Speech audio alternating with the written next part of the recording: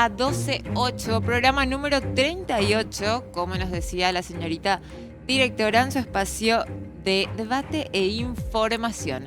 Antes de arrancar con el programa, agradezco como todos los días a María Bonita, que me viste y encuentran a María Bonita en las redes sociales, así que muchísimas gracias a María Bonita por vestirme hace 38 programas. También agradezco al Banco Baza, estamos con el Banco Baza porque es hora de hacer realidad tus sueños. Con Baza puedes realizar desde la fiesta perfecta hasta ese viaje inolvidable con cuotas desde solo 35.000 guaraníes por millón. Llama al 021-618-7070 y comenzá a hacer realidad eso que tanto deseas. Solicita tu préstamo y hace posible el vestido y la fiesta que ella merece. Baza, cuando quieras, estamos. Vamos a arrancar primero que nada con el material de lo que vamos a hablar hoy y luego con los invitados y panelistas. Adelante. Hace un año el operativo Veneratio se implementó como una estrategia de intervención estatal en la Penitenciaría Nacional de Tacubú. Este esfuerzo marcó un punto de inflexión en la gestión penitenciaria del país, con trabajos de refacción y reorganización de espacios para separar a los reclusos condenados de aquellos en prisión preventiva, buscando mejorar las condiciones de detención y garantizar los derechos básicos. A su vez, el reciente operativo Peine Fino en Ciudad del Este destaca la lucha continua contra el crimen organizado dentro de las cárceles. Este operativo resultó en la incautación de grandes cantidades de drogas y la desarticulación de un laboratorio clandestino, además de impedir un plan de fuga, demostrando una vez más la necesidad de vigilancia constante y las acciones decididas para mantener el control y la seguridad. Pero, ¿cuál es el estado actual de nuestras cárceles? A pesar de estos esfuerzos significativos y las intervenciones gubernamentales, ¿han mejorado realmente las condiciones dentro de los establecimientos? Muy bien, muchas cosas para hablar con respecto al sistema penitenciario con el ministro, pero antes presento a los panelistas e invitados y por supuesto al dueño de este espacio, Benjamín Livieres, periodista y analista político. Buenas noches, Benja. Hola, Carmiña. Buenas noches a los televidentes y también a los panelistas e invitados que nos acompañan hoy. Ahí está, yo estaba poniendo más espacio, ahí ya puse bien. Muy bien, también está con nosotros nuevamente Juan Carlos dos Santos. Él es mi teleprompter, no está atenta. Muchas gracias. Juan Carlos dos Santos, periodista, experto en relaciones internacionales. Ahí está bien tu presentación. Buenas noches, Juanca. Bueno. ¿Qué tal? Buenas noches. Gracias, Carmiña, Benjamín, invitados. Muchas gracias por la invitación. Estamos para aportar como siempre aquí. Muy bien. Por primera vez hoy aquí en 12:08, Waldir Domínguez, periodista de radio y televisión. Buenas noches, Waldir. ¿Qué tal, Carmiña? Un saludo para vos y para los televidentes también. Y lógicamente, hablar de muchos temas y un tema candente ya para arrancar. ¿Waldir o Waldir? Waldir. Waldir. O sea que la gente está acostumbrada a incluso decirme Vladimir y eso, y es mucho más difícil. Bueno, O Waldir. yo estoy acostumbrada a Waldir. Sí, Waldir. Vos estás acostumbrado a Waldir. Yo como salga. Y por supuesto lo presentamos y saludamos esta noche al doctor Rodrigo Nicora Villamayor, ministro de Justicia. Buenas noches, ministro. Buenas noches, Carmiña. Buenas noches, Benjamín, Juan Carlos y Waldir. Buenas noches también a toda la teleaudiencia. Bueno, ministro, recién hablábamos fuera del aire de que hace 7 meses asumió el cargo, por supuesto, de ministro de Justicia. Sabemos que, bueno, obviamente dejó el cargo el ex ministro Barcini. ¿Qué balance puede hacer en estos 7 meses de gestión? Y después hablamos, por supuesto, de que ya va a cumplir un año el operativo Veneratio y los demás operativos que se estuvieron haciendo con respecto a las penitenciarías de nuestro país. Bueno, Carmiña, el balance que podemos hacer en estos 7 meses y también, bueno, un año y medio prácticamente que estamos en el Ministerio de Justicia asumiendo este desafío, primero como viceministro y ya ahora asumiendo el cargo de ministro, es un balance bastante auspicioso, positivo, donde se tomaron realmente decisiones muy valientes que requirieron mucho coraje por parte de la administración del Ministerio de Justicia, pero por sobre todo del propio Ejecutivo, asumiendo grandes responsabilidades a partir de la realización del operativo Veneratio. Lo que nos tocó a nosotros es darle esa continuidad y sostener ese gran operativo que se hizo puntualmente un 18 de diciembre, que duró 4 horas y media y que nos significa que a partir de la realización del operativo se solucionó todo el sistema penitenciario. ¿Qué hicimos después para sostener y seguir avanzando en lo que denominamos ya previamente desde el Viceministerio de Política Criminal como nuevo modelo de gestión penitenciaria?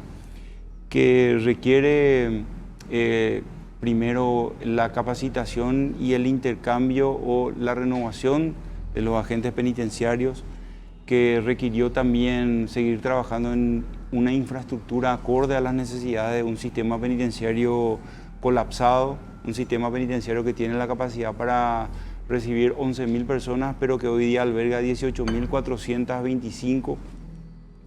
Y también el trabajo de fondo que hicimos de manera conjunta con la Policía Nacional y con las fuerzas militares. Todo esto nos permitió, el trabajo interinstitucional, fortalecer la gestión del ministerio, pero también darle el lugar, y también quiero reconocer el gran apoyo que tuvimos de todas las instituciones.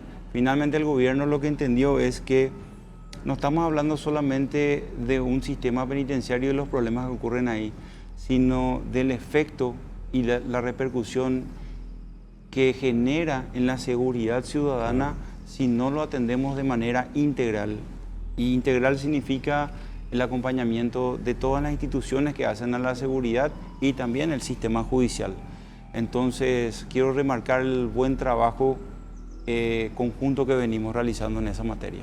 Con respecto al operativo Veneratio, que en ese momento obviamente fue sorpresa para todos porque estaba muy bien armado, como para que no se filtre, que si bien tengo entendido como que se filtró ya un poco en las horas de la madrugada, un operativo exitoso, que si eso salía mal ya le valía obviamente la cabeza al presidente y ya a todo su gabinete cuando acababa de asumir.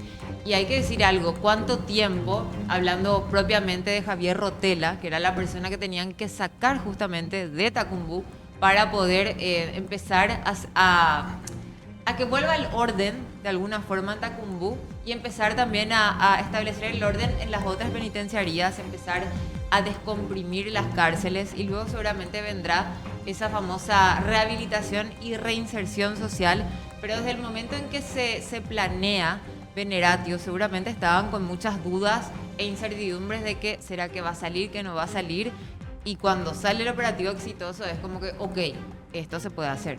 Sí, tal cual lo señalás, Carmiña, estábamos hablando de un operativo a una escala que comprometía 2.500 personales, tanto policiales y militares, donde iban a estar comprometidos altos mandos de la Policía Nacional y de las fuerzas militares. Y para llegar a ese objetivo, ellos tenían que entrenar previamente. Ellos estuvieron practicando y entrenando no sabiendo para qué efecto ni para qué motivo. Y todo eso conllevó a una ingeniería muy particular, donde solamente los altos mandos entendían qué es lo que estaban planificando. Se hizo una maqueta de toda la Penitenciaría Nacional de Tacumbú para entender por dónde se tenía que ingresar, a dónde había que llegar, los obstáculos que se iban a tener.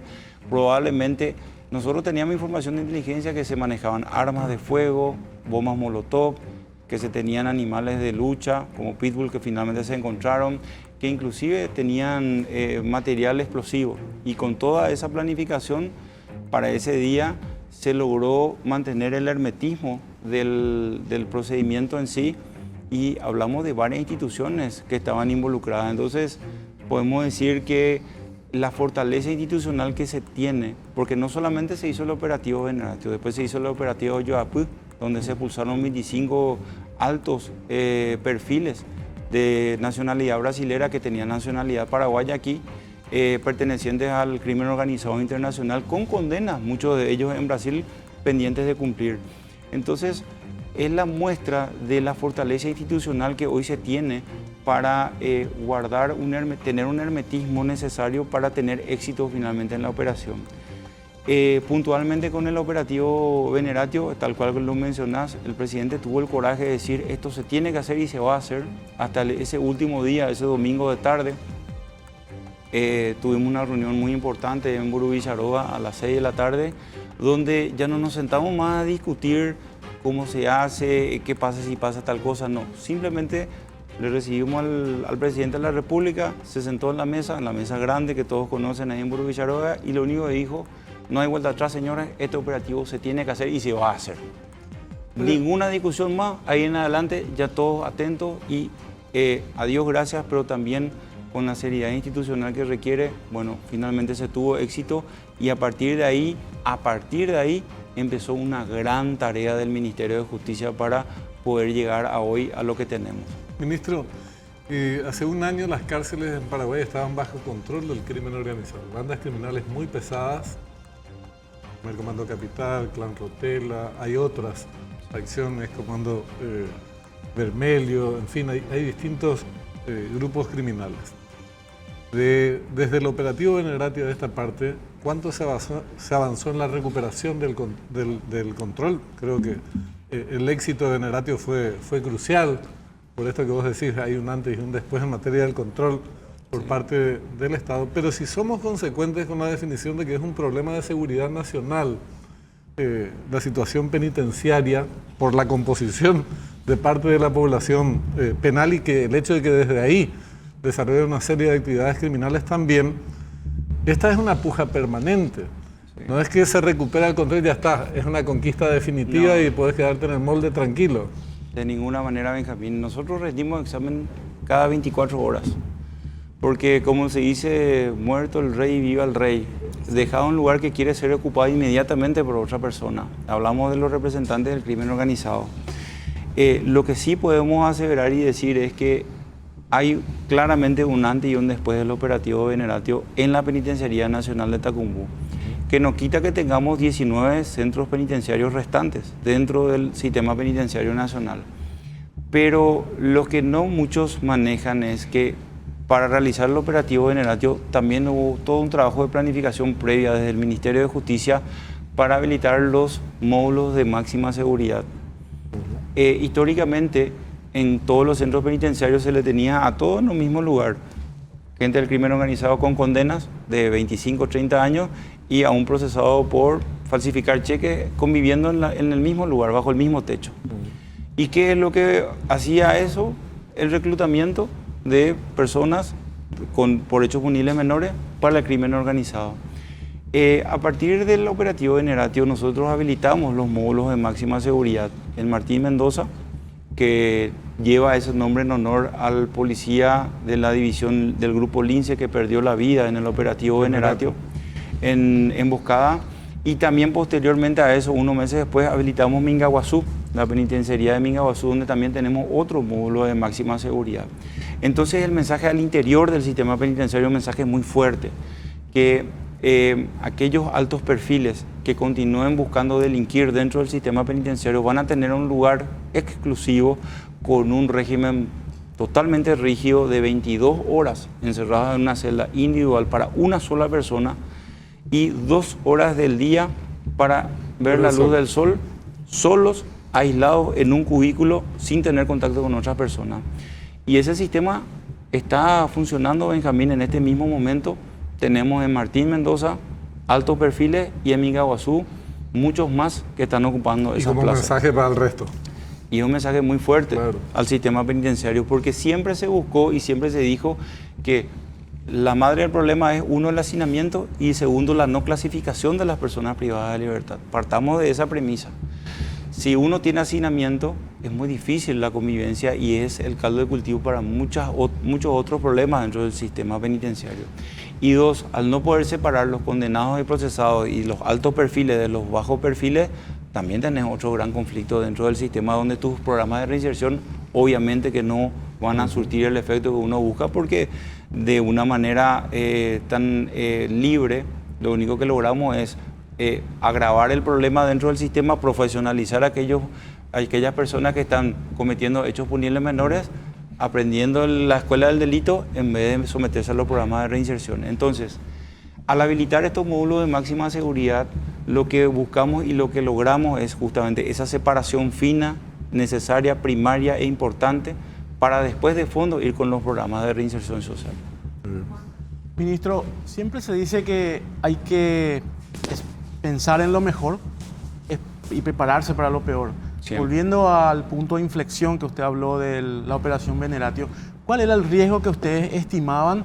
Y si se puede saber si había algún plan B en caso de que esa operación fallara, como finalmente no sucedió, pero igual.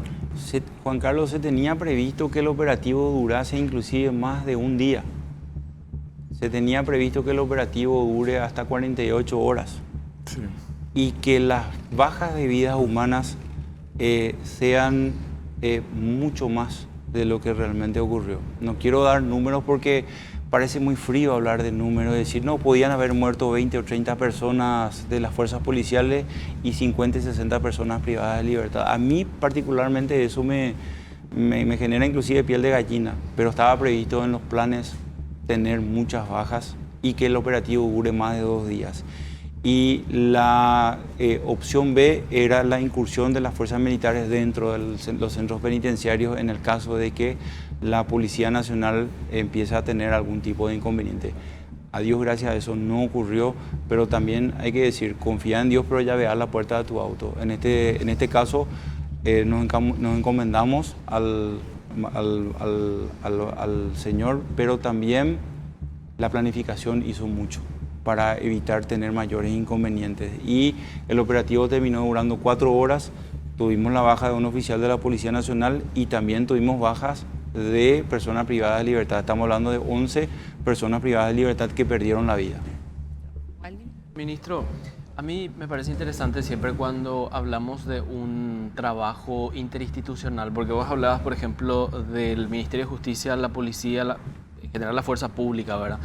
Pero ahora bien, cuando vamos a irnos a hablar de una reforma y recuperar totalmente un centro penitenciario como es Tacumbú, por ejemplo, que tiene diferentes criminales de diferentes facciones, ¿cómo se trabaja con el personal que está a cargo del Ministerio de Justicia, por ejemplo? Porque no solamente nos enfocamos a los internos, pero a la par vos tenés personal que fue permeando, precisamente por eso es que tenemos tantas requisas dentro y tenés elementos, por ejemplo. Pero es muy oportuna la pregunta, porque ¿qué es lo que nosotros hicimos para sostener Veneratio en todo este año? Sí. Justamente, se abrieron causas penales para aquellos funcionarios que con pruebas fehacientes pudimos informar al Ministerio Público para que hagan una investigación de fondo donde se pudo demostrar que algunos de estos funcionarios eran instrumentos de estas organizaciones criminales y algunos de ellos eran agentes recaudadores de las llamadas extorsivas que hacían estos criminales dentro de la Penitenciaría Nacional. Es decir, la gente que se iba y cobraba la plata que hacía desde dentro de la penitenciaría. Claro. Tuvimos allanamientos en casa de funcionarios, tenemos procesos abiertos para muchos de ellos y también con el director general hicimos una alta rotación de aproximadamente 35 funcionarios que estaban en la Penitenciaría Nacional a otros centros penitenciarios o a disposición de talentos humanos o ya descontratados para buscar depurar la administración. Porque, ¿qué es lo que pasa? Uno puede hacer operativos como el que vimos hoy en Ciudad del Este, donde se encuentran sustancias prohibidas y demás. Pero ¿qué hacemos para sostener y evitar que eso vuelva a ocurrir? Porque claro, si aquí a 4 meses volvemos a hacer el operativo y volvemos a encontrar las mismas cosas, no estamos solucionando porque el problema. la idea pues finalmente es, si hablamos de sanear, hay que sanear los funcionarios. Totalmente. ¿verdad? Y ahí vas desprendiendo un poco esa corrupción porque hay que hablar con los términos que corresponden. Y ¿verdad? ahí es donde nosotros hablamos del nuevo modelo de gestión penitenciaria, donde ¿qué es lo que buscamos con el nuevo modelo de gestión penitenciaria? Nosotros ahora, la semana que viene, vamos a egresar un nuevo grupo de 150 nuevos agentes penitenciarios. ¿Cuáles fueron los criterios para formarlos? Para formar. Y para tenerlos en el sistema penitenciario? Ningún grado de parentesco con los actuales funcionarios que están en el sistema. Primero. ¿Por qué? No es por una cuestión de discriminar, no es por una cuestión de no darle oportunidad a los parientes de los que ya están. Primero por una cuestión lógica de que si le tenemos al sobrino o al primo o al hermano trabajando en el mismo ambiente laboral, ahí vamos a tener un conflicto de intereses. Yo no conozco un pariente que le haya denunciado a su otro pariente, salvo por cuestiones familiares, ¿verdad?, de problemas por actos de corrupción. Y lo que no queremos es migrar a los nuevos centros penitenciarios las viejas malas prácticas que se llevan adelante en nuestro actual sistema. Entonces, eso primero. Nosotros estamos buscando mirar de aquí en adelante la administración por parte de los agentes penitenciarios. Y eso no significa que solamente nuestra esperanza y nuestra solución sean las nuevas penitenciarías. De ninguna manera. Paralelamente a eso, nosotros continuamente estamos en ese proceso de depuración de los actuales agentes penitenciarios con sus barrios administrativos, con investigaciones internas. Tenemos una nueva persona que está hoy a cargo de la Dirección de Asuntos Internos y Anticorrupción.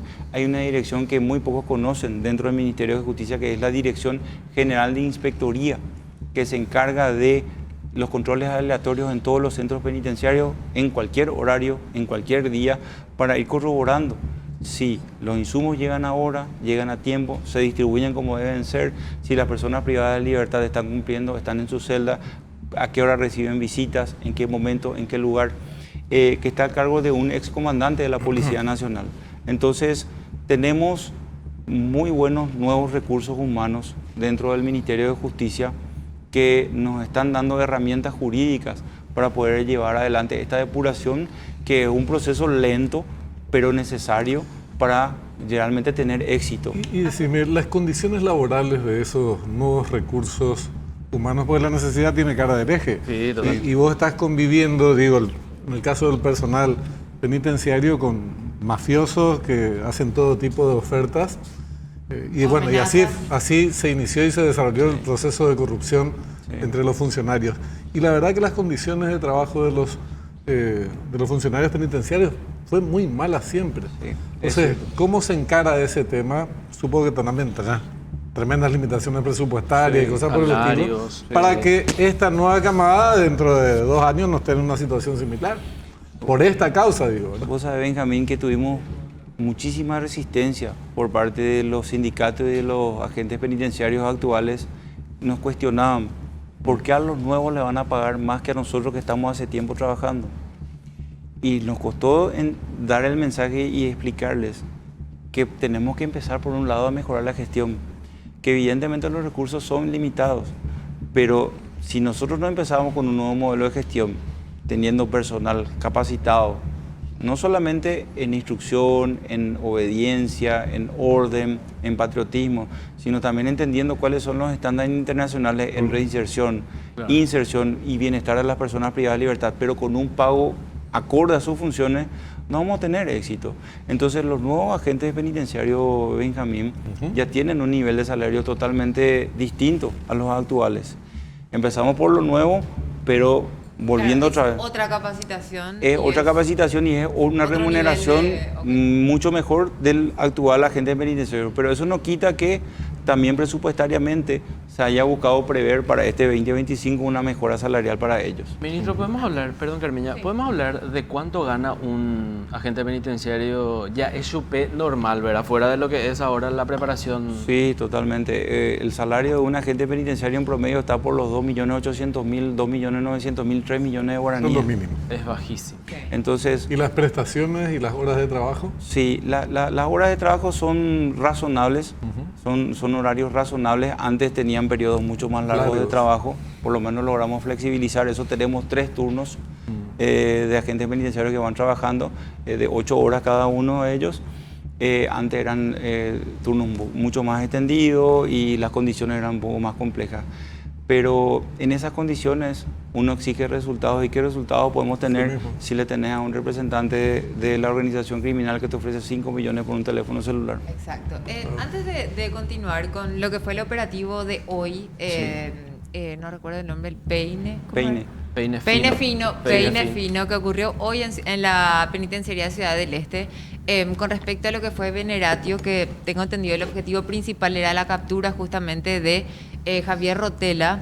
Entre otras cuestiones, cuando me parece que era el comisario Nimio Cardoso quien hacía como una cronología de lo que fue su captura, al punto de que en un momento obviamente él se resistió a esa captura, hasta llegó a utilizar a una embarazada como escudo. O sea, fue bastante peligroso capturar a él, pero se utilizó correctamente todos los organismos de seguridad y de fuerza, al punto de que no haya ninguna baja, ni de que no corra peligro la embarazada, o sea, la embarazada corría peligro, pero que tampoco ni siquiera esté herido Javier Rotella, pero se logró justamente su captura y esa salida de la penitenciaría de esa foto, ¿verdad? Cuando salía capturado de Tacumbú, con incluso esa publicidad, esa marca deportiva de la remera que tenía. Qué ironía, perdón ministro, qué ironía es hablar de una captura de una persona que estaba privada de libertad, ¿verdad? Sí. Totalmente. Realmente, hasta parece irónico, pero a ese nivel se llegó en la Penitenciaría Nacional,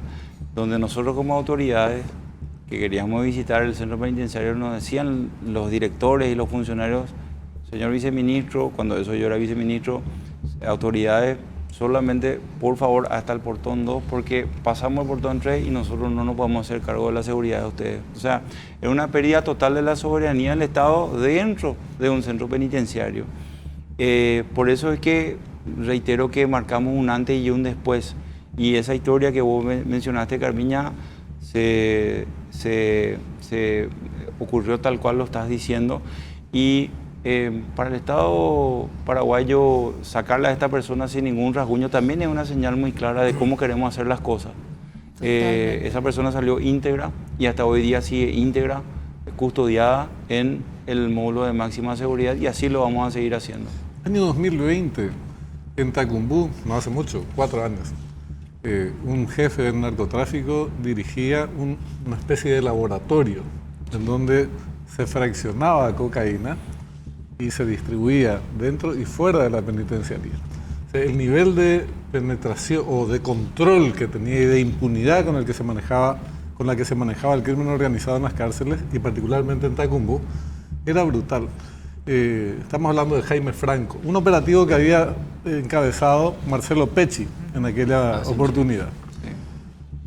Sí. Y bueno, sabemos el desenlace que tuvo desgraciadamente el caso Pecci en Colombia, y también el director de Tacumbú de aquella época sí, también fue asesinado después. Digo esto porque cuando vemos de una situación tan descompuesta del sistema penitenciario hace un año, cuando se hace precisamente Veneratio, es muy importante dimensionar la importancia de lo que tuvo aquello y de lo que tiene la política para mantener el control en las cárceles. Y yo creo que muchas veces, ministro, se actúa de manera injusta de cómo se evalúa al Ministerio de Justicia en función a cómo controla las cárceles. Pero no es una responsabilidad exclusiva del Ministerio de Justicia. Si en verdad es un problema de seguridad nacional, vos no podés cargarle toda la tinta al Ministerio de Justicia. Está la policía, están los órganos de seguridad. Las veces que ustedes desde el Ministerio de Justicia asumen la responsabilidad, están sonados, te digo, porque no es una cuestión, una competencia, trasciende, mejor dicho, por lejos las funciones del Ministerio de Justicia. Benjamín, eso primero que mencionaste es lo que muchas veces no se valora o no se dimensiona por parte de la opinión pública. El nivel de compromiso que uno tiene que tener para asumir este grado de responsabilidad y esta toma de decisiones es un grado de responsabilidad que te compromete hasta personalmente. Absolutamente. Tu vida. Sí. Entonces, para responder lo segundo que mencionás, sí, categóricamente todo lo que posteriormente se vino realizando reiteró esa primera gran decisión, ¿verdad?, en cuanto a sostener la tranquilidad en la Penitenciaría Nacional de Tacumbú, porque después de eso tuvimos intentos de incidentes dentro del módulo de máxima seguridad que fueron atendidos y sostenidos de manera puntual e inmediata a partir de los primeros incidentes, porque al nosotros querer implementar un nuevo régimen, un régimen cerrado especial o de máxima seguridad, evidentemente vamos a encontrar la resistencia de estas personas que de ninguna manera quieren someterse a un régimen tan rígido, cero ocio, donde dejaron de tener todos los privilegios que en algún momento manejaron a pasar a estar prácticamente muertos en vida. Ministro, ahora con respecto al operativo que se realizó el día de hoy en Ciudad del Este, tenían a través de inteligencia una suerte de alerta de que se podría llegar a dar alguna especie de fuga. Entonces se realizó este operativo Peine Fino en la Penitenciaría Regional de Ciudad del Este, la cual da un supuesto plan de fuga, el cual también te da a entender que todavía existen algunos funcionarios, por lo visto, infieles con respecto a lo que se incautó el día de hoy, porque fue un operativo obviamente de sorpresa, bastante grande, primero que nada, al encontrar machetes, palas, si bien algunos de estos estoques esos son obviamente armas blancas que se elaboran ahí, ¿verdad? De forma... Se fabrican ahí sí, caseramente. caseramente, pero drogas, cocaína, marihuana, el laboratorio también, quiere decir que alguien está introduciendo esto a la penitenciaría. Sí, totalmente, Carmiña. Y no recordemos que hace unos meses tuvimos un inconveniente muy grave cuando entró una van, una camioneta pequeña, donde justamente también se detectaron sustancias prohibidas. A partir de ahí, el director de la penitenciaría pasó a ser procesado, imputado y pasó a formar parte de la población penitenciaria. Hasta parece una película de ciencia ficción, donde justamente se hizo un trabajo con el Ministerio Público, se imputó a este funcionario y a otros más, y se hizo un cambio en la admisión, en el sector de revisión y demás, pero el problema de manejar 1.900 agentes penitenciarios que vienen de viejas prácticas, de años, de décadas, nos obliga a nosotros a tener que manejar una realidad que es justamente muerto el rey, viva el rey. Siempre hay alguien que busca ocupar esos lugares donde se pueden generar estos ingresos, entre comillas, que son totalmente irregulares. Pasa dentro y fuera de las cárceles. A mí no me genera ningún tipo de... Sorpresa. Yo no veo este operativo, para mí va a ser exitoso el día que lo hagamos y no encontremos nada. Ahí realmente va a ser un operativo exitoso. A mí no me genera ningún tipo de orgullo decir incautamos celulares, incautamos armas blancas, incautamos... Droga. Porque eso muestra que hay falencias en los mecanismos de control. Hay mucha permeabilidad. Ahora, si eso llega a ocurrir en Mingaguazú o en Martín Mendoza o en Lote 1, que son nuestros 3 nuevos centros penitenciarios, donde sí tenemos tecnología de primera, escáneres de primera, los cercos como en los aeropuertos donde uno pasa y te detecta metales prohibidos y sustancias prohibidas, donde tenemos ya personal nuevo capacitado, donde tenemos ya la clasificación de las personas privadas de libertad, ahí sí yo voy a sentir que realmente no estamos haciendo bien nuestra tarea. Las alarmas sonarían más fuertes. Las alarmas sonarían más Yo fuertes. quiero plantear un tema que es impopular. Yo asumo que resulta impopular para, en general, cómo se trata el tema en la sociedad, incluso en los medios de comunicación, que tiene que ver con el trato a las personas privadas de libertad. Y algunos dicen, no, hay que tratarlos mal, este tipo no tiene ningún derecho. Sí. Pero vos, ¿por qué? Y mejor luego, sí, el camino de Bukele y cosas por el estilo. Guacha. El problema no es solamente una cuestión de derechos que siguen teniendo las personas privadas de su libertad, la mayoría de las cuales está por causas que son redimibles, y esa es la idea de la permanencia en la cárcel, digamos, del castigo, Sí. y que después sean reinsertadas en la sociedad. Además de este criterio general, el tema es que de esas 18.000 personas, todos los días van saliendo, muchas de ellas vuelven a las calles, varias miles de ellas volverán a las calles.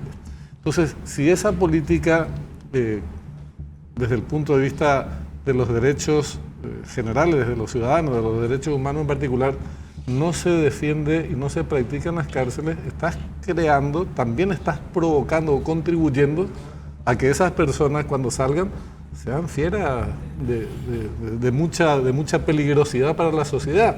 Entonces, hay que encarar desde el punto de vista del Estado de Derecho por un lado y desde el punto de vista de la conveniencia ciudadana por el otro.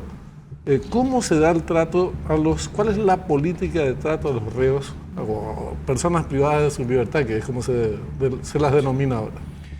Benjamín, la política es una política que busca darle un nuevo enfoque de bienestar, tratamiento, inserción o reinserción a las personas privadas de libertad.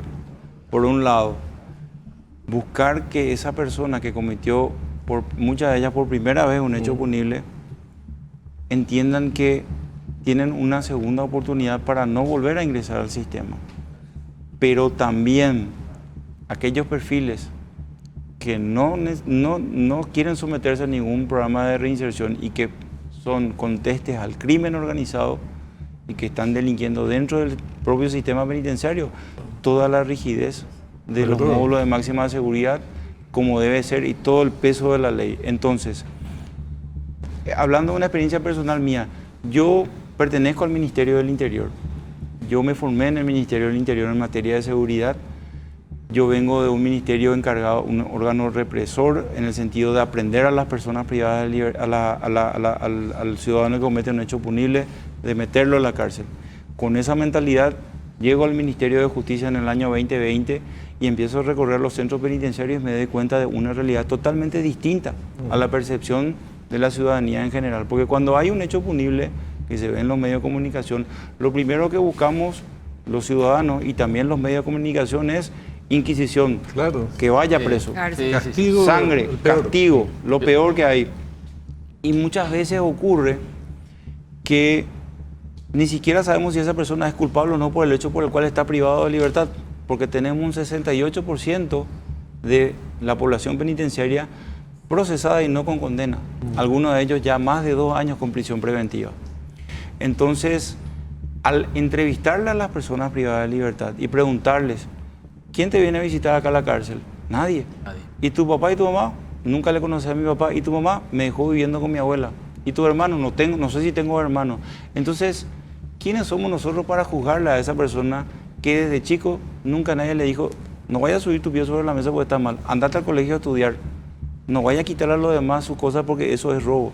Entonces, el problema que nosotros administramos viene desde un problema social desde chico, donde no asisten al colegio y después no tienen oportunidades laborales. Y el entorno en el que viven es un entorno de consumo, de delincuencia. Entonces, al meterlo al sistema penitenciario no estamos solucionando el problema social, pero sí nosotros como Ministerio de Justicia tenemos el desafío de cambiar ese problema social y evitar que vuelvan al sistema penitenciario. A mí me gusta el planteamiento que hace Benjamín, porque decía, por ejemplo, le llevamos a la cárcel a estas personas, ¿verdad? Pero que se cumpla, como dice el ministro, el peso de la ley. Sin embargo, cuando le llevas a la cárcel, después le profesionalizas en otros crímenes.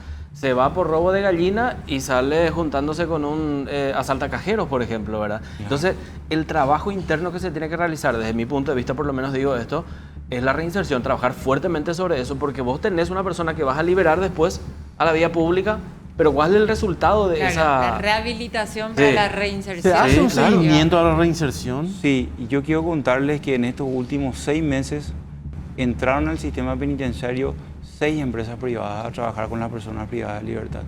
Y para nosotros es un récord que el sector privado quiera apostar al sistema penitenciario, ya es un gran desafío. Porque el empresario está para ganar dinero, no para hacer caridad. ¿Y qué es lo que cambió? Que nosotros ponemos las reglas claras. Damos convenios de trabajo a largo plazo de tiempo. Por lo menos estos 4 años que nos dura el gobierno, nosotros queremos darle la seguridad al empresario que va a poder planificar su trabajo con las personas privadas de libertad y ya puede decir, bueno, acá yo tengo unas condiciones claras de trabajo y hay seriedad institucional para que yo me anime como empresa a trabajar. En el rubro de la maquila, Benjamín. Empresas textiles, empresas que se encargan de generar batas quirúrgicas también, que es un poco el trabajo con plásticos y ese tejido especial que se hace para las batas quirúrgicas. En el sector de... Ahora estamos viendo de cerrar también en el sector de el armado de autopartes. Entonces, todas estas empresas privadas que están entrando al sistema penitenciario, lo que generan justamente es darle esa oportunidad a aquellos perfiles, a aquellas personas privadas de libertad que quieran trabajar y que puedan tener la oportunidad de ganar dinero dentro de la cárcel para sostener a su familia que están detrás. Tal es así que hay hermosos ejemplos, inclusive hay un ejemplo de un padre de familia que tiene 5 hijos, que estando privado de libertad puede sostener a su familia trabajando en estos programas de reinserción social. Y uno de ellos, una mujer que hace poco ganó la libertad y fue contratada por la empresa privada para continuar con los trabajos. Son casos aislados, pero apuntamos a expandir los programas de reinserción y no solamente en lo que tiene que ver con trabajo, también en el área de capacitación. Hoy la directora de reinserción social estuvo en la unidad penitenciaria industrial La Esperanza egresando nuevos alumnos en la carrera de Derecho y de Administración.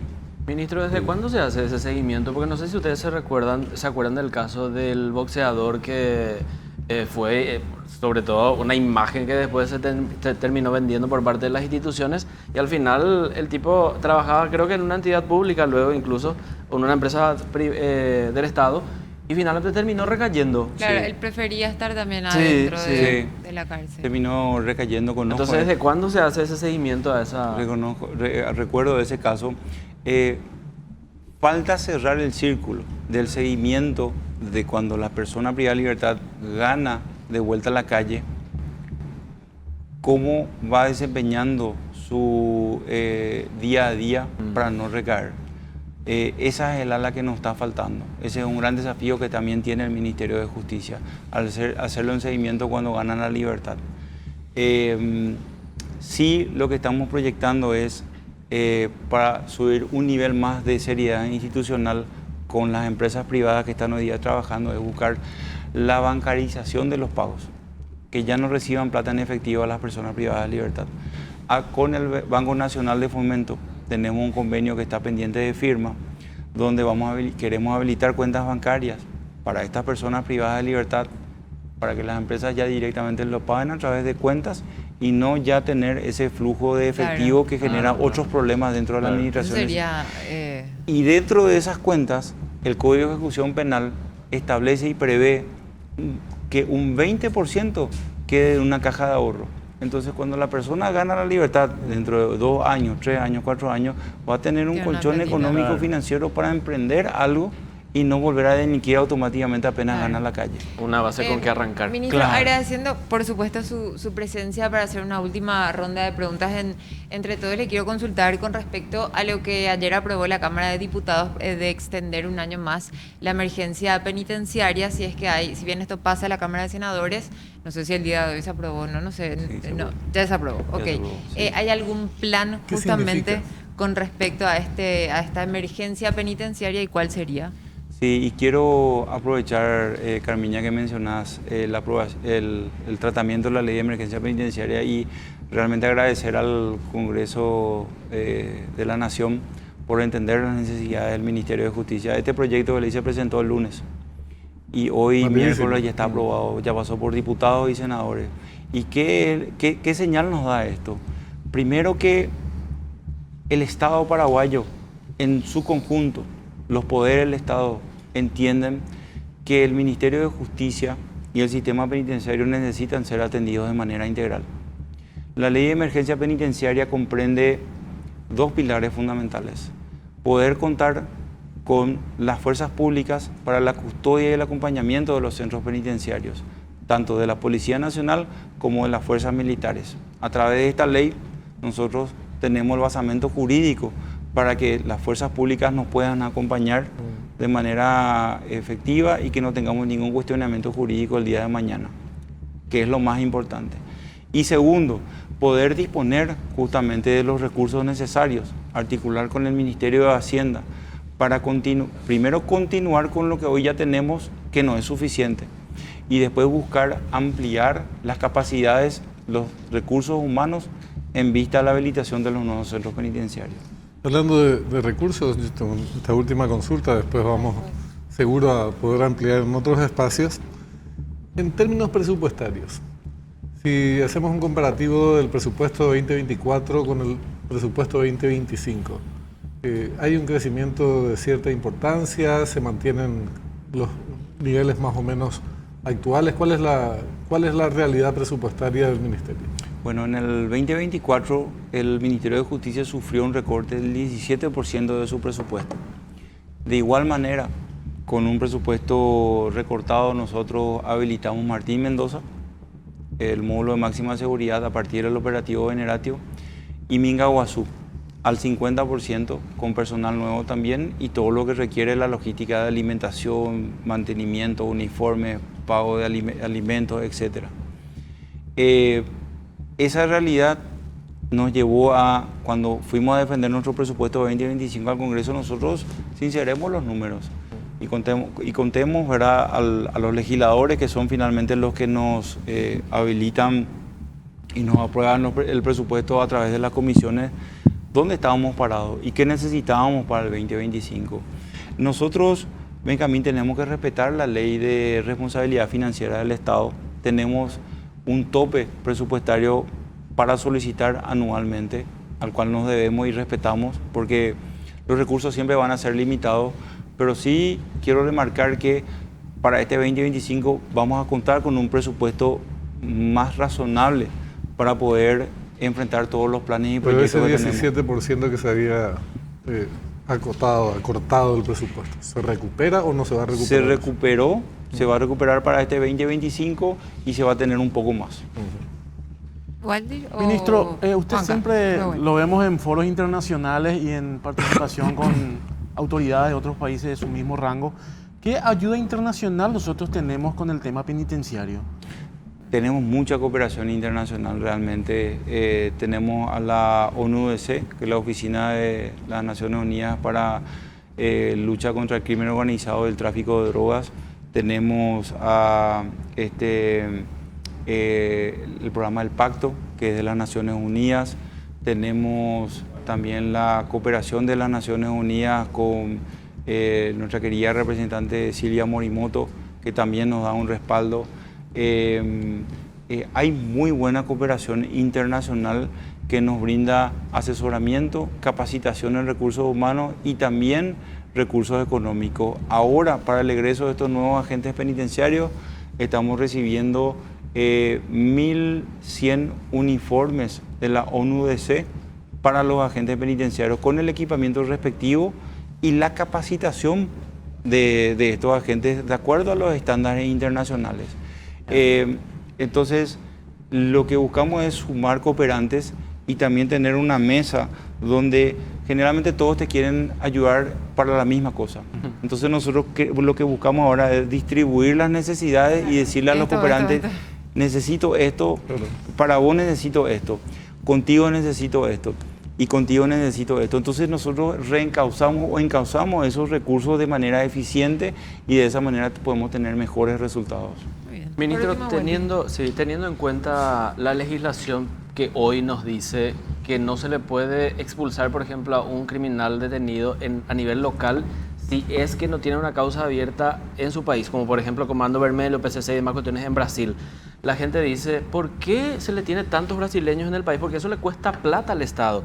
¿Hay algún proyecto en donde alguna vez se pretenda, por ejemplo, separar la población de cierta facción con ya criminales común y corriente?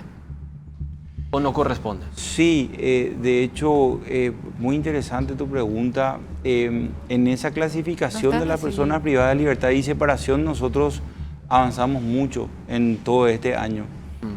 Justamente, Minga Guazú, no es que agarramos personas privadas de libertad condenadas en Ciudad del Este y las llevamos a Minga Guazú. Hicimos todo un trabajo de laboratorio previo para empezar por los perfiles, entre comillas, los más buenitos. Aquellos que tienen buena conducta, el hecho punible cometido, su perfil criminológico que tiene que ver también si está sometido a algún programa de reinserción, cuál es su diagnóstico psicológico, si consume algún tipo de droga y también el cerco sanitario, si tiene tuberculosis, si tiene alguna enfermedad contagiosa, porque ese es otro aspecto muy importante también que prever. Y los que reunían todos esos estándares que llenaban toda la casilla eran los que fueron preseleccionados y llevados a Minga Guazú. Y esa es una clasificación muy fina, con un basamento científico, jurídico también, que nunca antes se llevó adelante, que por primera vez ahora con estos nuevos centros penitenciarios lo estamos haciendo. Los nuevos centros penitenciarios tienen 8 módulos, uno de máxima seguridad donde ya tenemos los altos perfiles. Ahora, el primero es donde están los buenitos. El segundo, vamos a ir subiendo de nivel hasta llegar al séptimo, que está cerca del módulo de máxima, que son los que tienen peor conducta y los hechos punibles son cometidos con condenas hasta 30 años. Y de esa manera no tenemos esa mezcla y podemos ir metiendo los programas de reinserción social. Por eso es que yo, cuando hablo de nuevo modelo de gestión penitenciaria, me aboco a lo esperanzador y a lo que entusiasma tener esta perspectiva por primera vez dentro del sistema penitenciario. A la reforma en sí, ministro. Me apasiona mucho escuchar, me gusta mucho este tema de todo lo que es reforma penitenciaria, las penitenciarías. Y bueno, tuve la oportunidad en su momento de ir hasta el penal de Coronel Oviedo para poder entrevistar a a una persona privada de su libertad. Así que me encantaría a mí conocer el penal el nuevo, donde está Rotela, si se puede el día de mañana. Totalmente. ¿Por qué no? Gracias, ministro, por su visita, por venir hasta acá, porque no todos quieren. Y creo que es el primer ministro que tiene un enorme entourage. Toda esta gente vino con usted. Sí, sí, Enorme el entorno que trajo el ministro de Justicia. ¿Vacaciones se toma, ministro?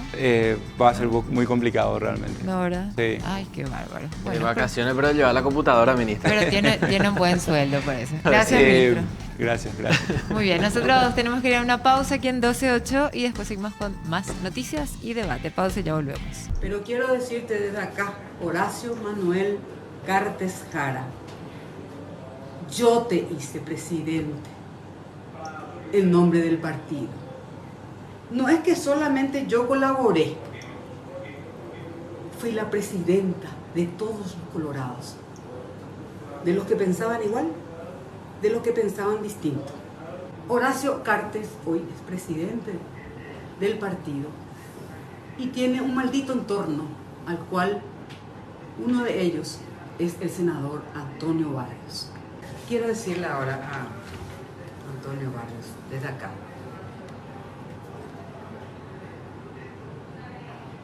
Senador suplente, mala gente, mala representación del Partido Colorado, intrigante como carta de presentación.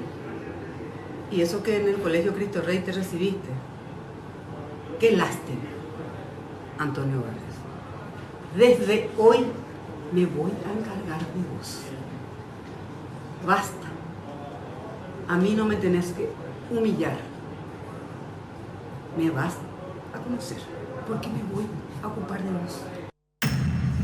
Estas son las declaraciones de esta tarde en una conferencia de prensa de la senadora Lilian Samaniego, con nombre y apellido, hacia el presidente del Partido Colorado, Horacio Cartes, expresidente de la República, y hacia el senador Tony Barrios. Sería una suerte de amenaza, porque al final decía, me vas a conocer.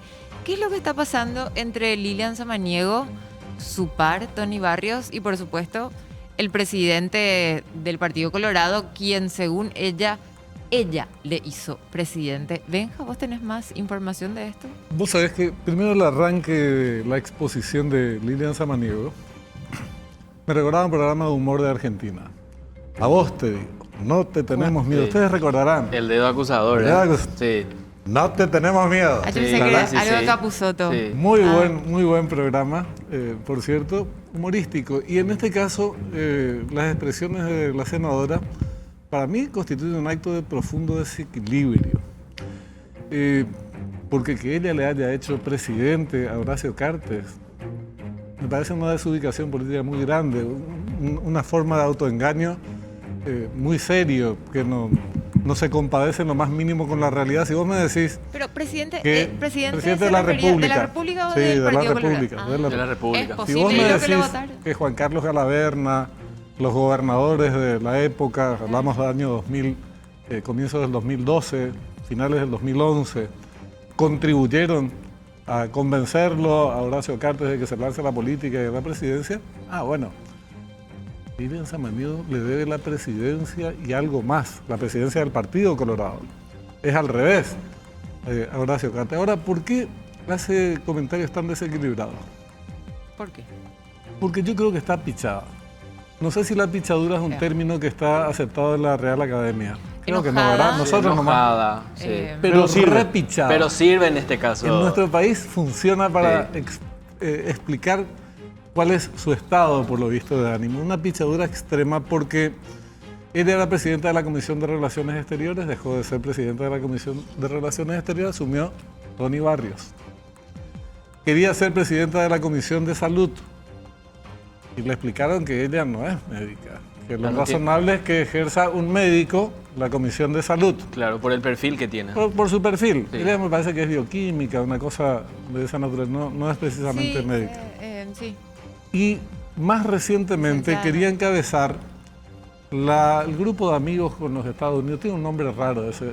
Amigos de Estados Unidos, no sé cómo es el Amigos tema. solidarios, una cosa Algo, así. tiene, algo sí. por decir. Una comisión parlamentarios le dijeron, Lilian, puede ser que te guste la idea de mantener lazos con Estados Unidos, pero las veces que te fuiste a Estados Unidos fue para hacer campaña contra nuestro país y contra exponentes políticos como, por ejemplo, Horacio Cartes, presidente del Partido Colorado. ¿Y qué querés? ¿Que te pongamos en funciones para ir a hacer campaña en contra de Paraguay y del presidente del partido de gobierno?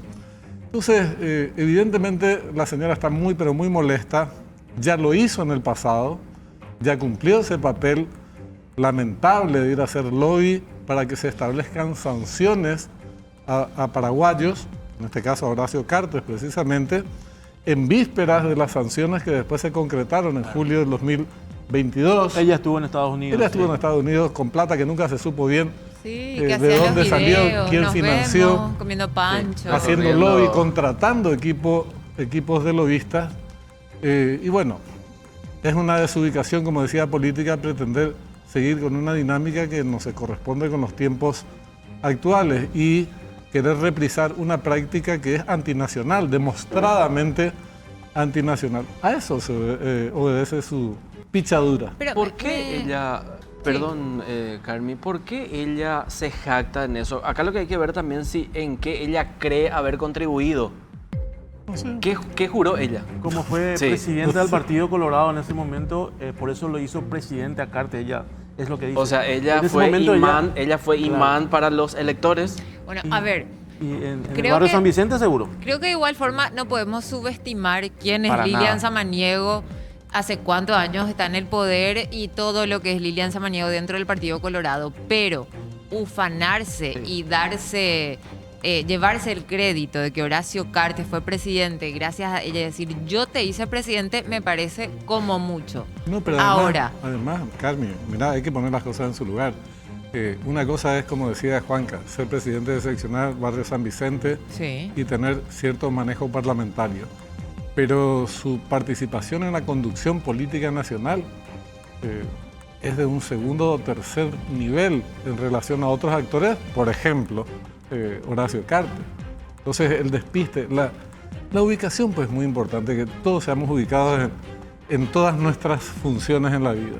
Este es un acto de profunda desubicación política, independientemente de que tenga muchos años de parlamentaria. Sí, pero por eso quiero... Su influencia es muy limitada. Si bien pusimos el material, quiero leer textual lo que decía, porque me llama la atención las palabras de Lilian Samaniego cuando se refería al senador Antonio Barrios. Senador suplente. Como hablando de forma peyorativa, Sí. cuando hay muchos senadores suplentes en la Cámara Alta, que forma parte justamente del reglamento. Cuando un senador, por ejemplo, electo, es nombrado ministro, entra el suplente. O sea, creo que esto no es nada peyorativo y no hay ningún problema con que un senador esté ocupando una banca como suplente. Eso de mi lado del análisis, ¿verdad? Mala gente, mala representación del Partido Colorado, intrigante como carta de presentación y eso que en el Cristo Rey te recibiste. Cuando sacás el colegio, creo yo, nosotros con mis amigos lo hacemos en forma de chiste, nombre y colegio, pero una señora grande, años en el Parlamento, prácticamente una de las mujeres más importantes del Partido Colorado como mujer política, que hable del colegio, esto me parece No, eso. Pero lo más bastante grave- fantasioso, ¿verdad? Dentro del Pero contexto, sobre siguiendo todo, lo ¿verdad? más claro, qué lástima. Desde hoy me voy a encargar Ese es el de punto. vos. Pues lo demás es disparate. Esto es una amenaza. La amenaza que hizo Claro. es muy puntual. Es muy serio, es un código mafioso. Yo me voy a encargar de vos, Sí. me voy a ocupar de vos. Por eso yo Y decía el dice- dedo acusador. Mírame. Sí. Ahora, habla de humillación porque dice, no me tenés que humillar, me vas a conocer porque me voy a ocupar de vos. Estaba muy enojada porque cuando, si es que ahora ya está 12-8, por ejemplo, en ese momento habrá estado 15, no sé cuánto. 48, 15. Pero si está ahora pero- 12-8 analizando lo que dijo, ahora, ¿por qué? ¿Hormonal o no sé? ¿entendés? Además, si ella se siente humillada, tiene que denunciar a quien le humilla y decir cuáles son los actos por los cuales se siente humillada, de qué forma fue humillada. Y plantear en el marco de una relación civilizada el tema y en todo caso pedir inclusive explicaciones o que los demás se pronuncien frente a ese acto de humillación y cosas por el estilo. Pero cuando te vienen con estas bravuconadas mafiosas, ¿verdad? Tipo, me voy a encargar de vos. Tranquilo, después ya me voy a encargar de vos. Sí, de vos, en algún muchacho, momento. ¿verdad? A mí lo que me preocupa... Es bárbaro, a mí es salvaje. me preocupa siempre cuando dice Carmiña, por ejemplo, sacar el tema del colegio. Y ahí yo hablo de la representatividad política que hoy tenemos, ¿verdad? A ese nivel llegamos, por ejemplo, de sacarte el por tema eso del me llama la colegio. atención de ella. Aparte Sí. no dicen no- nada. Disminuye su universo de pensamiento. Claro, lógico. Y en el contexto de que se está hablando hoy, ¿verdad? Un contexto político que uno diría, bueno, tiene un análisis de la Gran 7. Pero es ¿verdad? una cabecita de primate, Ahí. porque ella, tuvimos, por lo visto no recuerda, recién un presidente al que ella apoyó en la gestión anterior, que salió de un colegio importante y mamá querida que le hizo mucho daño al país. Sí. Instaló por ejemplo, hoy todo el drama El que colegio tenemos, no tiene nada que ver. del narcotráfico creció de manera exponencial durante el gobierno de Mario Abdo Benítez, que no aprendió nada, por lo visto en el colegio, muy importante, del cual salió. Entonces, cuando te vienen con ese tipo de disparates... Claro, no ¿verdad? hablemos del colegio porque el mismo colegio de Mario Abdo salió Santipeña también. Entonces, No, pero por eso te digo, Salimos del mismo es Bueno, ridículo, es de mentes Claro. muy chiquititas. no tiene Y sentido. vamos a empezar a hilar fino. el Por rol de una eso. persona por el colegio del que proviene. O sea, Pero una volviendo boludez a extrema. lo de Tony Barrios, ella le está acusando directamente a él de haber sido humillada por él, como si fuese que un senador toma las decisiones de las comisiones o de la presidencia de las comisiones. No, Esto pero es lo por que me eso- llama la Pero atención. por eso el ataque al cartismo. Lo que pasa es que Tony Barrios aparece como un representante de Cartes, Una figura del fuerte. cartismo, es un referente importante del cartismo, pero por eso arranca, yo te hice presidente, Claro. y así me pagás, ¿verdad? Lo correcto Sí. de ella hubiera sido dialogar con Chase, que Eso es iba a el líder decir, de el Honor líder Colorado. Colorado. Entonces su inquietud la tendría que haber planteado ahí. Si vamos a hablar de una situación normal, estamos hablando de una senadora de la nación, no debería tener un comportamiento así. Pero no Una sola cosa nomás, porque ella busca siempre, ella es una especie de corchito de la política, ¿verdad? Siempre está a flote y con una actitud oficialista. Sí. Es oficialista, de siempre es oficialista. disidente. Y ahora, lo que no se percata, porque trata de ser también, de tener muy buenas relaciones con el oficialismo, es que las mesas directivas del Congreso, de la Cámara, las comisiones, son temas que se discuten con el presidente de la República. No es una cuestión, amaneció un día Tony Barrio y dijo, a esta señora no, vamos a cambiarla. Sí. No es así. Entonces, en todos los sentidos de la palabra, la pobre senadora está muy perdida en el... Se subió al ring en el escenario. de Lilian Samaniego, el senador Alfara. Alfara, sí, exactamente, ex dupla de Horacio Cartes, ex vicepresidente de la República, indicando que todo tiene un límite, no sé de qué límite hablan, y que también anunciaron que ellos llegaron al límite y esto no puede continuar así. También sostuvo el senador Alfara de que hay gente que sigue sin entender que todos estamos aquí por el partido y que en el partido todos somos iguales. También advirtió, cuando atropellamos todo, en algún momento ya llegó el Baita. Se van a golpear fuerte, sí o sí. Ya entendimos todo, claro. Pero bueno, esta historia continuará. Ella es nuestra traductora oficial. Sí, exactamente. Del guaraní al español. Se van Del a guaraní pegar, al es español. que así es, se van a pegar entre todos y después habrá abrazo republicano. Sí. Nos pasa de una anécdota o expresiones de muy mal gusto cuya única preocupación en realidad es ese mensaje mafioso de me voy a hacer Suena cargo muy de- mal, suena muy mal eso. Horrible. Yo creo que horrible. acá Sobre todo por parte de un parlamentario, ¿verdad? donde se están atropellando son los dirigentes de Fuerza Republicana que se están pasando a Honor Colorado. Entonces, internamente tienen que analizar ellos por qué está sucediendo eso. Y es un acto de desesperación por el aislamiento, ¿no? Y perder facultades que antes tenía, en el caso de Lilian Samaniego, porque sí, tenía mucha influencia en el gobierno anterior y por eso fue su representante para hacer lobby en Estados Unidos en contra de sus adversarios políticos usando dinero del Senado. Pero bueno, las cosas, la tortilla se dio vuelta, senadora. Entonces está en una nueva realidad y tiene que moverse con más cautela en general, ¿verdad? Porque la prudencia tendría que ser una característica de todos los políticos y más aún de un parlamentario no andar profiriendo este tipo de amenazas a sus colegas. Lo que yo me pregunto, ¿tendrá algún efecto después de toda esta declaración? Yo Sí, creo la que verdad es que no. Tony Barrios habrá reforzado su Sí. seguridad y Horacio Cartes también estará recluido en algún búnker, no sé. Sí, habrá Estoy siendo solicitado irónica, asilo. por si alguien no se da por favor, cuenta. sí. Porque hay gente que no entiende de repente. ¿Y cómo es la frase? ¿Éramos muchos y o Parió éramos la po- abuela. ¿Éramos muchos o éramos pocos? Éramos muchos. Éramos muchos y parió la abuela. ¿Sabes quién apareció también hoy? Que no está acá. Ahora es lechuguero. No sé si existe la palabra. El lechuguero, Efraín Alegre. ¿Qué pasó? Tiene una huerta de lechuga. Planta lechuga, ¿se dice así? Planta lechuga. Sí, sí. Apareció para criticar a Horacio Cartes y volvió a su plantación de lechuga. A él le queda bien cualquier micro. Es lechuguero. Pero Sí. está bien. Sí, sí. Bananero Pero- y demás, pero- y demás cuestiones lo que yo suelo Quiere escuchar. ser repollero, pero pero, diga- siendo Bananero. lechuguero. O sea que ni da para reproducir. Mañana capaz si tenemos tiempo. Hablamos de lo que dijo en su Creo que reaparición. se está calentando más también ya el ambiente que vamos ya a hacer una Electoral. carrera electoral Claro. en menos de un año más o menos. Ah, sobre la DEA y la Senat habló. No sé qué tiene que ver Horacio Cartes con esto, pero bueno, mañana vamos a estar analizando lo del lechuguero. Muy bien. ¿Qué pasa, señorita directora? ¿Le está hablando a usted la señorita directora? Mientras yo veo... lindas lechugas sí que tiene Efraín. ¿Eh?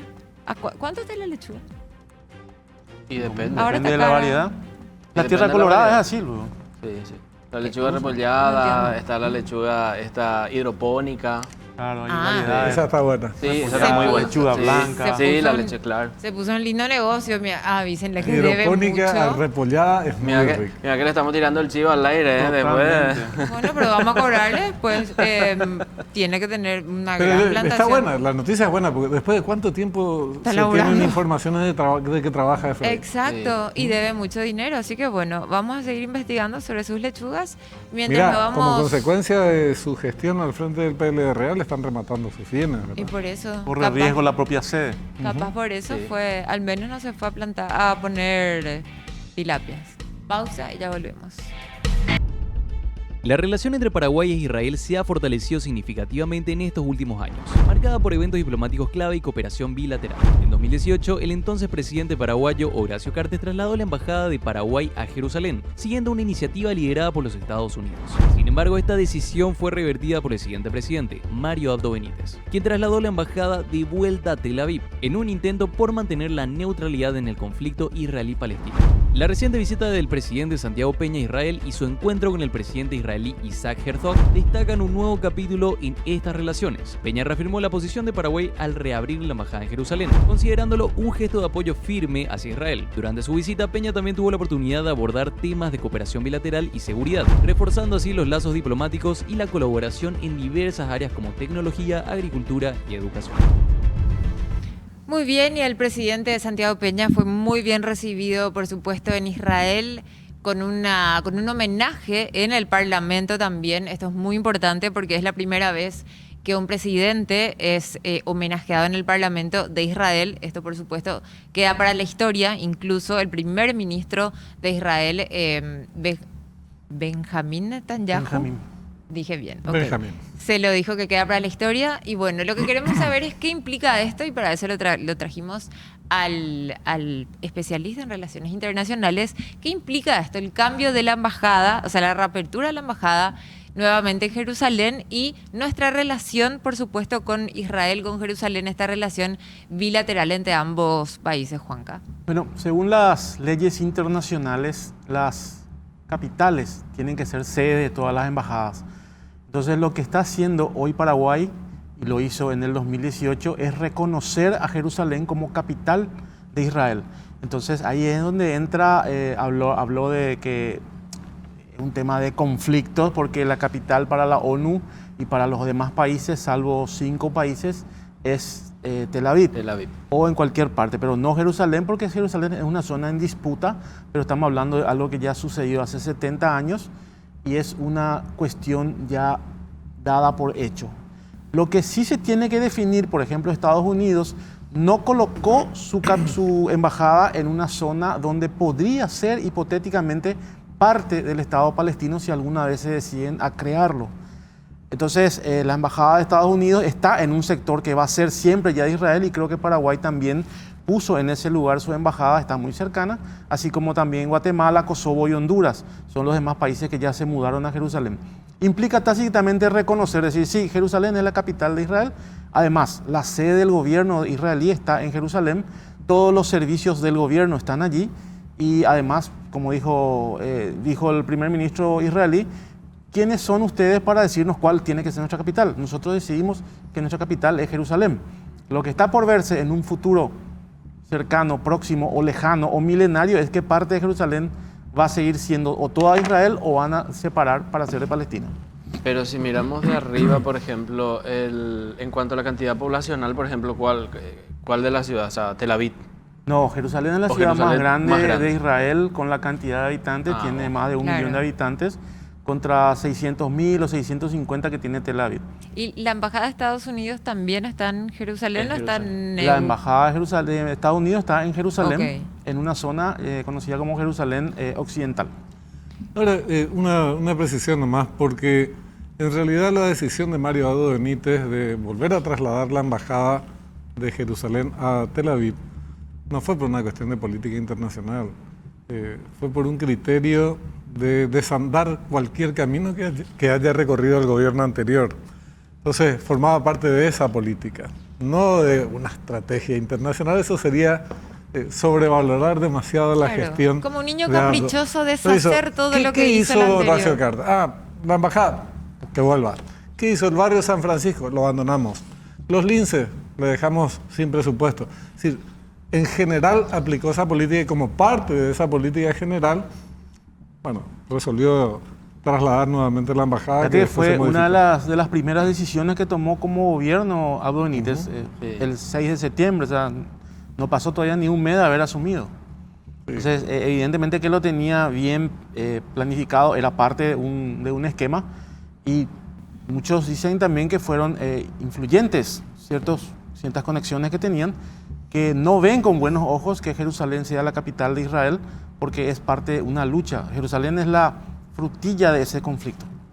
Incluso el presidente Santiago Peña había dicho ya esto, esta fue una promesa de campaña, trasladar de nuevo la embajada a Jerusalén, y bueno, lo está cumpliendo ahora. Creo que mañana es la reapertura oficial de la embajada, más allá de que hoy fue homenajeado él, así con un Shabbat Shalom muy importante de parte de todos los israelíes, de todo el gobierno de Israel. Y dentro de todo eso también señalaba el primer ministro, no siempre es fácil la posición de los valores, y también señalaban su valentía dentro de todo, más allá de estos conflictos que siguen ocurriendo, sobre todo el conflicto bélico que continúa en esa zona. O sea, sigue siendo una zona peligrosa para visitar el día de hoy, Juanca.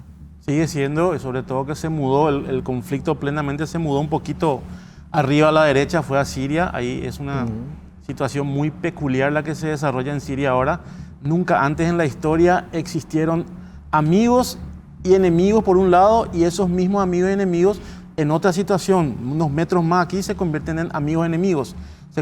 Son amigos, están peleando contra un mismo enemigo, luego van acá, se pelean entre ellos. Es muy...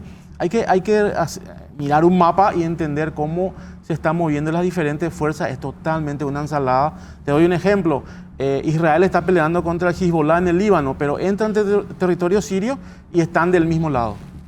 Pero si vas a mirar de ese contexto también, Juanca, y esta es una perspectiva solamente mía, digo, entre países prácticamente podríamos decir incluso que no hay amigos, hay intereses, ¿verdad? Que es lo que está ocurriendo ahora a nivel internacional. Bueno, sí, pero lo que está manifestando Juanca, me parece, es el gobierno de Bashar al-Assad, o la dictadura de Bashar al-Assad, era sostenida por los enemigos del Estado de Israel. Léase Irán, Hezbollah y desde más lejos Rusia, ¿verdad? Pero estos dos, sobre todo estos dos actores, y Hutíes también, ¿verdad? Estos son los que salen perdiendo con el resultado de esta acción. Entonces, con la caída de Bashar al-Assad, bueno, estos sectores hostiles a Israel quedan también debilitados en la región, digamos. Hay una recomposición de fuerzas, un reordenamiento de fuerzas en la región. Por ejemplo, la posición de Turquía es muy peculiar. Turquía, cuando se habla de Gaza y Hamas, es enemigo declarado de Israel, pero están en el mismo bando combatiendo a las fuerzas de Bashar al-Assad. Es decir, a Israel ya no ve con buenos ojos, ya se fue una vez que se fue, pero Turquía hizo que se fuera. Entonces estuvieron del mismo bando en Siria, no así en Gaza. Entonces es increíble y es muy dinámico cómo se van moviendo las fuerzas de acuerdo a la situación en el mismo día, en el mismo orden, pero en diferentes lugares. El dictador sirio, ¿cómo? No sé pronunciar el... Bashar al-Assad. Él fue... El hijo, ya su papá empezó... Claro, pero él No tendría que haber sido él, ¿verdad? Se refugió en Rusia, ¿verdad? Se fue a Refugiado por Putin. Es una dictadura que tuvo 53 años de estar al frente, oprimiendo salvajemente a la población de Siria. Y cuando se planteó la primavera árabe, 2011. 2010-2011, llega a Siria con levantamientos democráticos muy, muy importantes. Bashar al-Assad reprime a sangre y fuego y derrota ese levantamiento popular. Y derrota merced al respaldo justamente que tenía de Irán, Hezbollah y otras fuerzas, Rusia misma. Algunos dicen, bueno, se retomó lo que había ocurrido en el 2011. En realidad no es así, porque los sectores democráticos que encabezaron aquel levantamiento no son los que acceden al poder. Ahora es un grupo islamita el que llega al poder. Son varios grupos. Son varios grupos, pero uno en particular que conduce es el que proviene de haber sido el brazo sirio de Al-Qaeda. Así es, ¿verdad? Al-Nusra. HTS en sus siglas. HTS. ¿verdad? Pero todo comenzó el 7 de octubre del 2023, porque ahí el error que cometió Hamas fue intervenir, tocar la oreja a Israel. Fueron barridos ellos y mientras tanto Hezbollah también comenzó a tratar de apoyar a Hamas. Luego fueron barridos. ¿Y qué hizo Hezbollah? Ya no pudo ir en apoyo de Assad.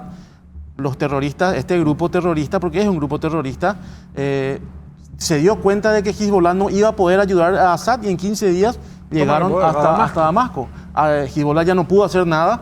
Israel dijo, bueno, Hezbollah no va a intervenir. Sí, Irán puede intervenir, pero no vayan hasta el Líbano. Intervengan si quieren en Siria, pero no hasta el Líbano. Irán ya no quiso seguir esa guerra. A los iraníes les encanta derramar sangre siempre que sean ajenas. Entonces se retiraron directamente y los rusos dijeron, acá no, tenemos un problema más grave allá y nos vamos a en Ucrania. Claro. Chiquitito nomás ahí. Lo dejaron solo y bueno, y cayó en 15 días. 15 días. Y Erdogan había respaldado. Turquía había respaldado o alentado esta nueva ofensiva, pero no sé, nadie previó que podía haber llegado hasta donde llegó. Entonces ahora hay una incertidumbre, ¿qué va a pasar? ¿Cuál es el futuro de Siria? ¿Cómo se va a componer el gobierno? El ejército sirio ya no existe. Para empezar, sus fuerzas armadas fueron destruidas entre ayer y hoy. La Fuerza Aérea, físicamente, la Fuerza Aérea Siria que estaba en tierra fue totalmente destruida por 300 ataques aéreos de Israel. Muertos. No, toda la aviación desapareció todos sus elementos aéreos y eso fue anteayer y ayer la Marina. Toda la Marina siria fue hundida, que está en los puertos. O sea, Siria hoy no tiene armamento. Estos terroristas que llegan al poder se van a encontrar con un vacío militar y además le destruyeron todos los lugares donde se producen gasarim, la arma química que tiene Siria. Esta zona del mundo, por así decirlo, ¿verdad? ¿Hace cuántos años, digo bien, están en conflicto, están en guerra, están en constantes luchas, terrorismo? ¿Y hay alguna forma o en algún momento esto se puede llegar a acabar? La famosa, ¿cómo se dice? Como las misas dicen, ¿cuál es tu deseo? Paz mundial. ¿En algún momento esto se puede acabar o siempre van a seguir matándose entre todos hasta que venga alguien y diga, bueno, esto es mío, esto es mío? O sea, ¿cómo esto se termina? Levantar la bandera blanca. Jugar un poco al futuro, o sea, no podemos adivinar eso, pero en este momento tenemos una situación muy diferente de todo lo que estás comentando tiempo para atrás. Hoy Irán está solo. Si llega a caer el gobierno de la Revolución Islámica de Irán, se acabó todo eso. Todo el efecto dominó que se está generando va a continuar y Turquía va a asumir el papel de líder de ese sector, pero Turquía es un miembro de la OTAN, no va a entrar en conflicto con Estados Unidos.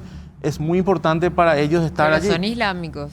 Son islámicos moderados, sí, son islámicos moderados. Los que están tomando el poder ahora en Siria una parte de ellos son los yihadistas, son salafistas que dicen que el Islam tiene que dominar al mundo y quien no está de acuerdo tiene que irse de este mundo. Allahu Akbar. Pero no son como los talibanes, por ejemplo.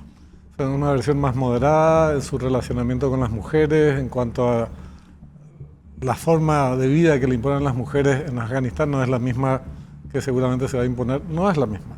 Pero están haciendo lo mismo que hicieron los talibanes. Los talibanes Sí, pero- prometieron las mujeres van a seguir en la escuela, van a hacer todo. Hoy no pueden ni hablar. Mentira. Está sí. prohibida las mujeres que Sí, emitan pero sonido. Los talibanes desde el Emitan vamos dijeron, sonido, ustedes exacto. señoras no salen con el rostro descubierto, eso se acabó. Esto, por ejemplo, no. Pero esto es lo que dicen algunas voceras que tuvieron un protagonismo importante en el 2011 en el levantamiento aquel. Yo creo que por eso es una gran incertidumbre. Descifrar o pronosticar cómo van a evolucionar los acontecimientos, no solamente en Siria, en la región, es muy complicado para nosotros entender. Ahí estuvieron todas las fuerzas habidas y por haber. Sí. Países, potencias, Todos los imperios tuvieron. organizaciones terroristas, organizaciones guerrilleras no terroristas, islamistas no tan radicales, no tan radicales. A esta misma que está definida como organización terrorista, vamos a ver cómo sigue ese tratamiento próximamente, ahora que llega al poder, si es que se mantuviere.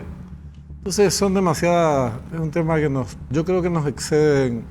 Siria es un en país capacidad y geográficamente conocimiento. muy estratégico. Si uno mira el mapa del Medio Oriente va a ver que Siria está en el centro mismo y hay un proyecto de hacer un gasoducto entre Turquía y Qatar que tenía que pasar por Siria. Entonces de repente uno puede empezar a hacer teorías de conspiraciones, ¿verdad? Que Ay, se lo pega mucho escuchar. Especulaciones. ese tipo de cosas. Sí. Y él ahora se va a desarrollar vía libre, tiene el gasoducto Turquía-Qatar, que va a beneficiar a muchos. Militarmente, de hecho, era muy débil.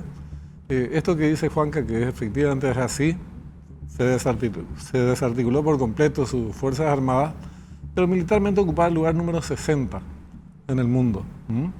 Nosotros, para que se tengan una idea, estamos en el lugar 85. Estamos muy lejos, ¿verdad?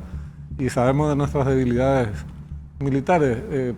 Estamos por arriba de Uruguay. Uruguay está para atrás. Uruguay nomás. Por lo menos con este país que está acá cerca. Cierto, realmente. Entonces, evidentemente, su importancia radica en su ubicación geopolítica, no en su poderío militar. Entonces, la base de todos estos conflictos serían las tierras y la religión. La religión y las tierras. Para Y mí la la religión y la importancia de la religión. religión es... En ese... ¿Qué La dirá religión ese orden. Mahoma de todo esto? No creo que esté muy contento. Bueno, él profeta. prometió volver cuando todo Todos el prometen mundo... volver, pero yo creo que ningún Claro, profeta quiere pero volver ahí, con todo ahí esto. está el secreto del islamismo, sobre todo los chiitas. El profeta Mohammed prometió regresar cuando toda la humanidad esté convertida al Islam. Entonces ellos están en esa carrera de convertir o no eliminar. Allahu No, Akbar. por eso, cuando estamos en el campo de las religiones, Que es un tenés accidente tenés geográfico. fundamentalismos en la iglesia, en el catolicismo también, que te pintan Sí, pero- así futuros terroríficos de cuándo volvería Jesús y para No, qué, ¿verdad? Jesús está allá y le dice a Dios, andate No, pues, no, mi hijo. no da pelota. No, que me vea ahí, Ahora, le dice. de todas maneras, yo creo Van a que derrotear otra vez. Que me- de este viaje, están buenísimas las consideraciones regionales. Nosotros tenemos que ver cuáles son las consecuencias prácticas o cuál es el estado de las relaciones bilaterales con Israel. Hay un montón de convenios que están en curso y probablemente estos se desarrollen, algunos se consoliden y se agreguen otros a futuro. Y esta es la parte que me parece más interesante Que nos de la gira de interese. Santiago Peña. Sí, que nos interese. ¿Qué nos digo. interesa? Sí. Yo quisiera que este nuevo vínculo que comienza mañana con la reapertura de la embajada culmine en empresas israelíes asentadas en Paraguay, produciendo en Paraguay, como es algo que ellos tienen muchas empresas y siempre dijeron, no les podemos vender a nuestros vecinos, entonces tenemos que mudarnos o tenemos que venderle a otro para que ellos sí les puedan vender. Mira, acá tengo, por ejemplo, 16 entre convenios, proyectos, acuerdos bilaterales y compañía que forman parte de un paquete más amplio. Después ya no tenemos tiempo hoy. Vamos a ver por cuál de estos caminos nos conviene seguir transitando, avanzar, en función de los intereses de Paraguay, obviamente. El agro va a salir beneficiado. Esa es la parte que yo veo a corto ¿Quién? plazo. El agro. Ah, la parte qué de mal agropecuaria. escuché. Sí, yo también. Muy bien, si quieren seguir entendiendo de este conflicto bélico, hoy es un buen día para leer el Corán y si no el Torá, ¿por qué no? Y si no, lean todas las Biblias también para entender por qué la religión es un problema muchas veces. Llegamos al final de 12:08. Gracias, Waldir, por haber venido. A ustedes por la invitación, un placer. Esperamos la próxima. Sí, Gracias, Juanca, también, como Gracias a siempre. ustedes, por Te favor. esperamos. Y gracias, Benja. Nos vemos mañana. Igualmente, así será. Será hasta mañana a las 19 horas por Gen aquí en 12:08. Adiós.